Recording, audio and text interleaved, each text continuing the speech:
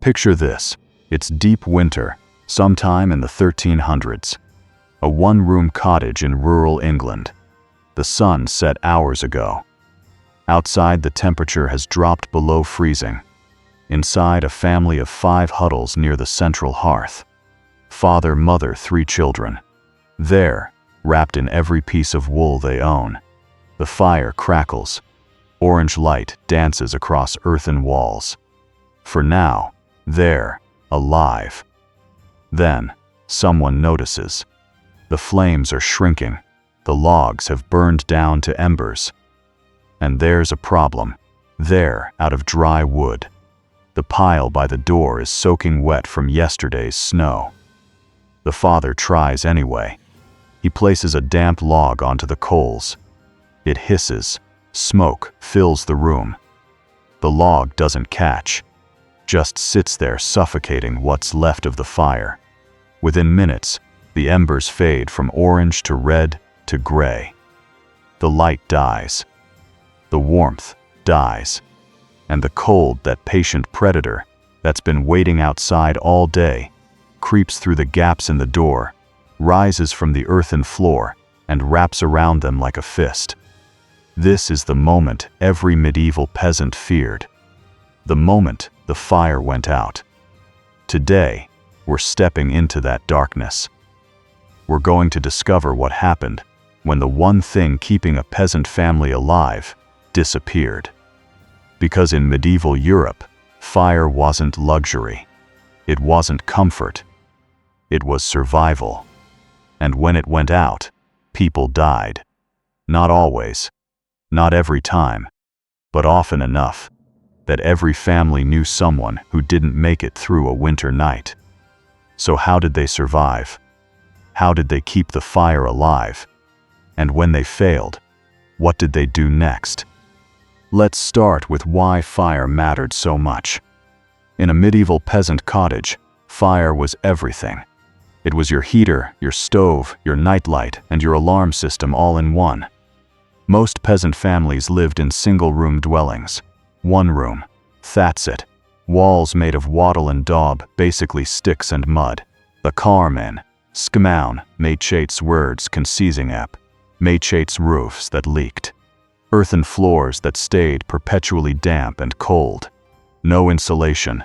No windows, or if there were windows, just holes in the wall covered with wooden shutters. No glass. The drafts came from everywhere. At the center of this room, or sometimes against one wall, was the hearth. In early medieval periods before the 12th century, many cottages didn't even have chimneys. Just a fire pit in the middle of the floor, and a hole in the roof for smoke to escape. Except most of the smoke didn't escape.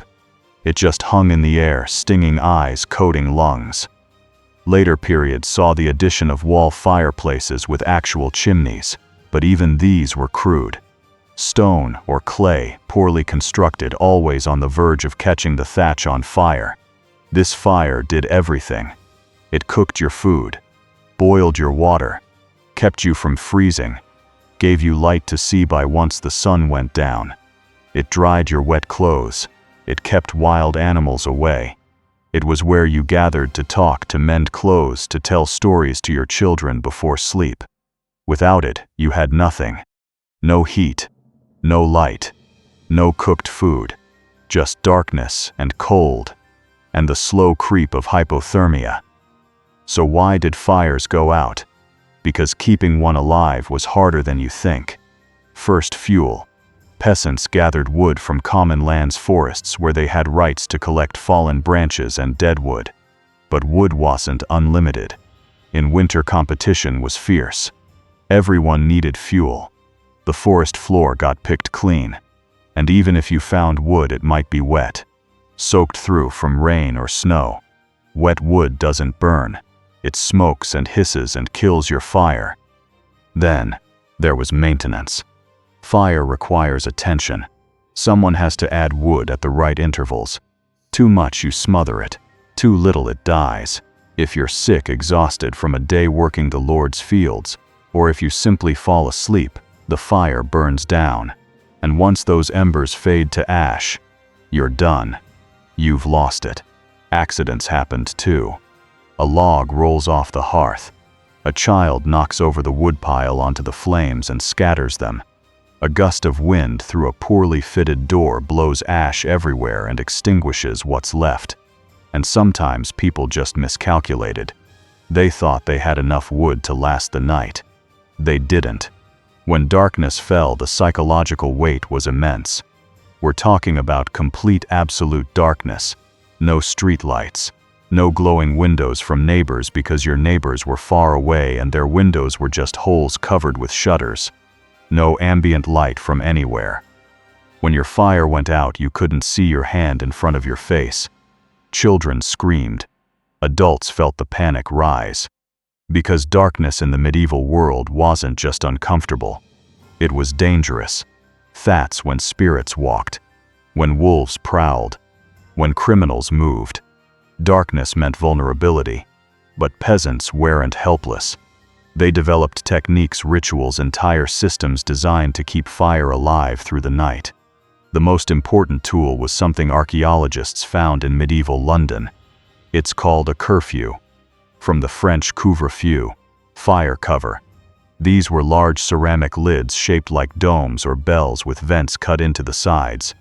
You'd find them in excavations all across medieval England and Europe. They served a brilliant dual purpose. At night before going to bed, you'd gather your embers into a compact pile at the center of the hearth. Then you'd place the curfew over them. The vents allowed just enough air to circulate to keep the embers alive, but not enough to make them burn fast. It was like putting your fire to sleep, slowing its metabolism. And crucially, the curfew prevented sparks from escaping. Because the other terror of medieval life was accidental fire. Thatched roofs burned like kindling. One spark, one stray ember landing in dry straw, and your entire cottage could be engulfed in minutes. The curfew contained the danger while preserving the heat. But the curfew only worked if you prepared it correctly. This is where skill came in. You had to bank the fire. Banking meant gathering the embers together, arranging them just right, then covering them with a thin layer of ash. Not too much or you'd smother them. Not too little or they'd burn through before morning. This was an art. Mothers taught daughters. Fathers taught sons.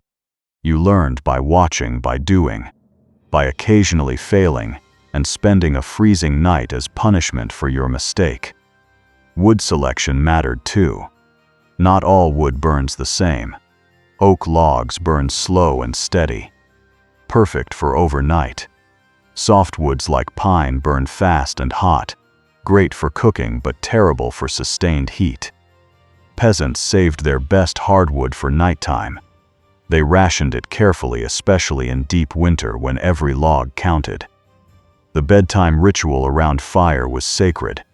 The last task before sleep was checking the hearth. The father, or sometimes the eldest child, would kneel by the fire. They'd arrange the embers. They'd place the curfew.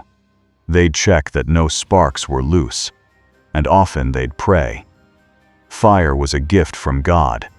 Keeping it alive was both practical and spiritual. You thanked God for warmth. You asked for protection through the night. You prayed the fire would still be there in the morning. Despite all these precautions, sometimes fire went out. And when it did, the consequences were immediate. The cold crept in fast. Within minutes of the flames dying, you could feel the temperature drop. Medieval cottages had no insulation. Stone walls and earthen floors absorbed cold like sponges. During the day, the fire radiated heat that kept everything tolerable. At night, without it, those same walls and floors became radiators of cold. The chill rose from below. It pressed in from all sides. Your breath became visible. Frost formed on the inside of the door. This is when sleeping arrangements became survival strategy. Peasant families didn't sleep in separate beds. They couldn't afford that luxury. Most had one bed if they were lucky. A wooden frame filled with a straw mattress. 3, 4, sometimes 5 people would pile into this bed together. children between parents. Everyone curled tight, knees tucked, arms wrapped around chests. Body heat was shared. It was the only heat you had. Blankets were piled on, wool cloaks, old grain sacks. Anything made of fabric got thrown onto the bed. The weight alone helped trap warmth. And in the most desperate situations, families brought their livestock inside. A cow or a pig generates significant body heat. Sleeping near large animals or even sharing space with them could mean the difference between life and death. But even with all this, people died. The elderly were most vulnerable. Their bodies couldn't generate heat efficiently. Infants too. Tiny bodies lose warmth fast. Historical records from medieval England and Europe show clear spikes in mortality during winter months. Families would go to sleep with everyone accounted for. Morning would reveal that grandmother didn't wake up, or the baby was cold to the touch. Frostbite was common. Toes, fingers, ears. Exposure led to infection. Infection led to death. Winter was a killer, and the fire going out was often the trigger. So morning comes. You wake up if you survived the night. The first thing you do is check the hearth. You walk over, still wrapped in whatever kept you warm. You look down, and your heart sinks. Cold ashes. Gray. Lifeless. No hidden ember glowing underneath. The fire is completely dead. This is a family crisis. Now you have to rekindle it. And that's hard. The easiest method, if you had the tools, was a fire steel. Archaeologists found these in medieval London. An iron striker with a curved handle. You'd hold a piece of flint in one hand, the steel in the other, and strike them together over a pile of tinder. Tinder was prepared in advance. Dried moss, char cloth made from burnt linen, certain types of fungi that caught sparks easily. When struck correctly, the steel and flint produced a spark. If your tinder was dry and well prepared, that spark would catch. You'd blow gently, coaxing it into a small flame. Then, you'd feed it carefully. Tiny twigs first. Then, larger sticks. Building it back up from nothing. But this took skill and time. In good conditions with dry tinder and steady hands, you might rekindle a fire in 10 to 15 minutes. In winter, with cold hands that couldn't grip properly, with damp tinder, with wind blowing through gaps in the walls, it could take half an hour or more. And if you failed, if you ran out of tinder, if your hands were too numb to strike properly, you were in trouble. Which is why the most common solution was simpler. You went to your neighbor. You walked often in the pre-dawn darkness to the nearest cottage. This could be a few hundred yards, could be half a mile in rural areas. You knocked on their door, and if they had fire, they shared it. This wasn't charity. It was obligation, social contract. Because next week, next month, it might be them knocking on your door. Fire was currency. Fire was community. The person who shared would scoop hot coals into a metal container. A fire pan, a small iron pot, something that could hold heat without burning your hands. You'd carry these coals carefully back to your cottage. One stumble, one spill, and you'd have to return empty-handed. Back home, you'd place the coals on your hearth, add tinder, blow gently, and rebuild your fire from borrowed flame. But there was shame in this. Letting your fire go out meant you'd failed in one of the most basic tasks of household management. It meant you were careless. It meant your family suffered because of your mistake. Neighbors would help, yes, but they'd remember. And in a village where reputation was everything, being known as the family that couldn't keep their fire alive had consequences. Some villages had communal resources, a baker's oven that stayed lit constantly. Manor houses where the Lord's fires never went out because servants tended them. Churches where candles and altar fires burned. These became sources of last resort, but access wasn't guaranteed. Social hierarchy mattered. A peasant couldn't just walk into the manor house and demand coals. and in the worst cases entire villages lost fire. A storm that soaked everything. A plague that killed too many to maintain fires properly. A harsh winter that depleted all fuel sources. When this happened, rekindling became a community effort. Someone with a fire steel and good tinder would work to create flame from scratch. Others would gather around, protecting the tiny ember from wind, feeding it carefully. Priests would bless the new fire.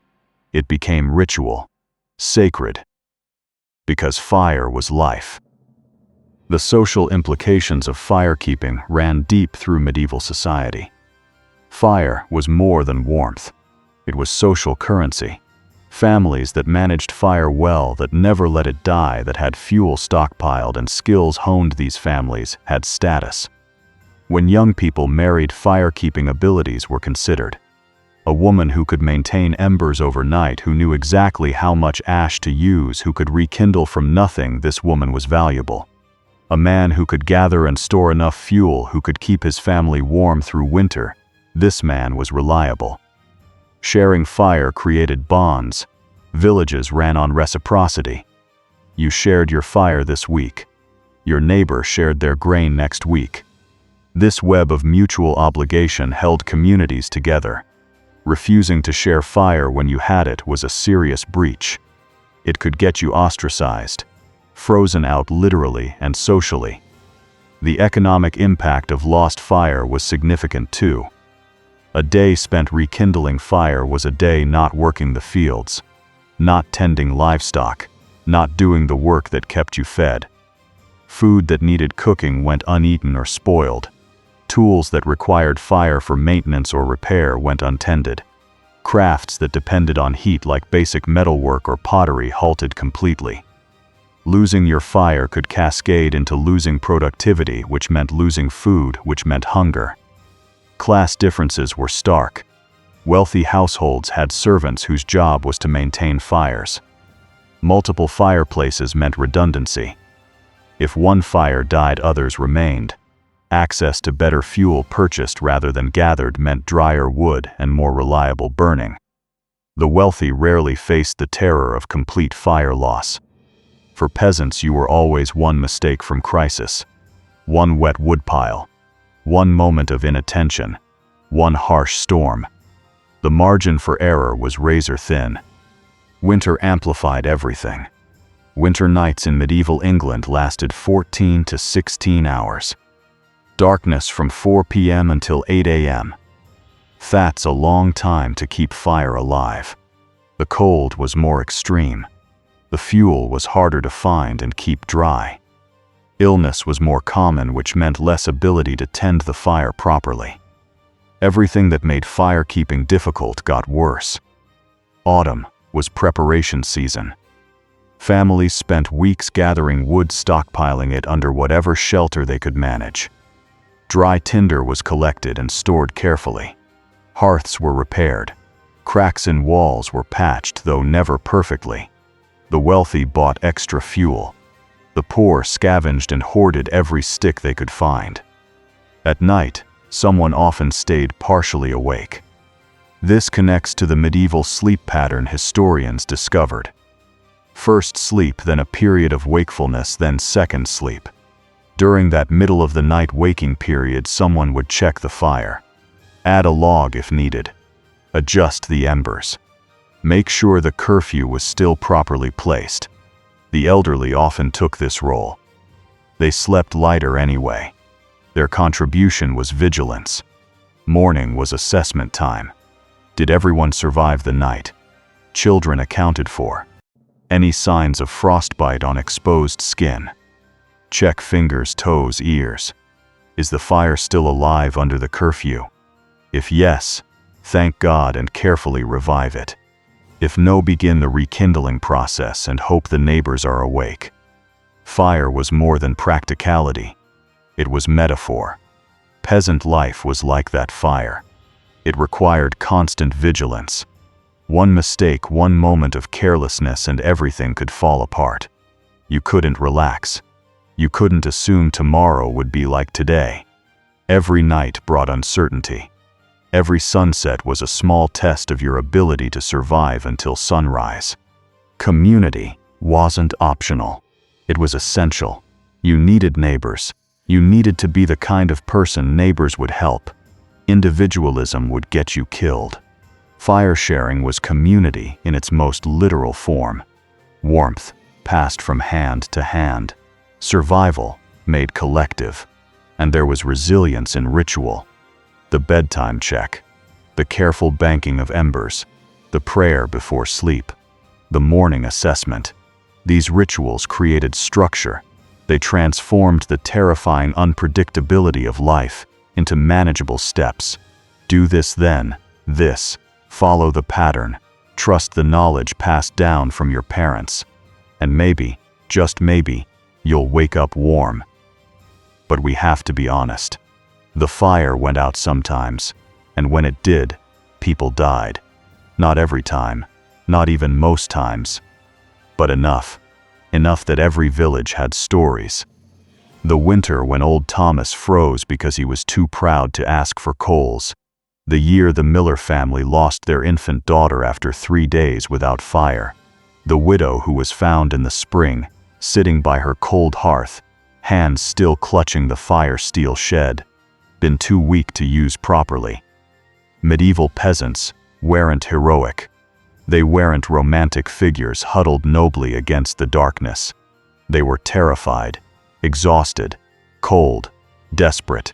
They survived not because they were exceptional, but because they had no choice. Survival was the only option. So they learned. They adapted. They shared. They prayed. They curled up tight under piles of wool and hoped their body heat would be enough. And most mornings, someone got the fire lit again. Today, we flip switches, turn dials, adjust thermostats with our phones before we even get home. We live in climate-controlled environments where temperature is a preference, not a crisis.